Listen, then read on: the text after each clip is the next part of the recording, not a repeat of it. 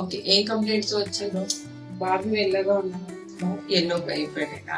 Okay, ఏం పాలు ఇస్తున్నారు? తల్లిపాలు, తల్లి పాలు ఇస్తున్నామంటే అప్పుడప్పుడు డబ్బా పాలు కూడా ఇస్తున్నారు. Okay okay. యూరిన్ మోషన్ అంతా బాగానే అవుతున్నదా? బాగుంది. సో మీరు ఇలాగ తల్లిపాలు డబ్బా పాలు రెండు కలిపి ఇచ్చారు అంటే పిల్లకి ఫీడింగ్ సరిగా వెళ్తున్నదో లేదో మేము తెలియదు.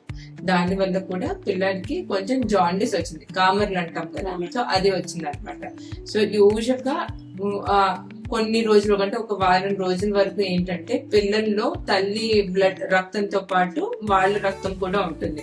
సో ఇంత రక్తాన్ని విరిగిపోతూ వస్తుంది అనమాట. ఆ రక్తం వాళ్ళు ఉన్న లివర్ ఉంటుంది కదా, అది వాళ్ళు ఇమ్మెచ్యూర్ గా ఉండడం వల్ల వాళ్ళకి జాండీస్ కనిపిస్తాయి.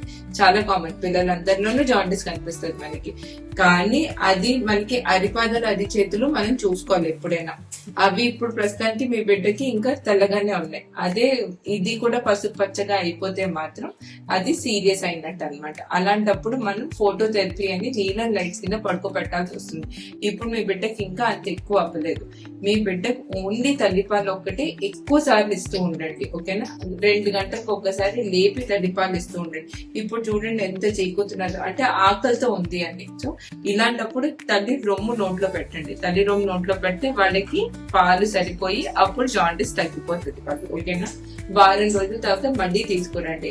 అప్పటికి కూడా అరిపాదాలు అరిచేతులు ఇలాగే పచ్చగానే ఉన్నాయి అంటే మాత్రం అప్పుడు మళ్ళా టెస్ట్ చేయించి పిల్లాడికి అవసరం ఉంటే ఫోటోథెరపీ పడుతుంది.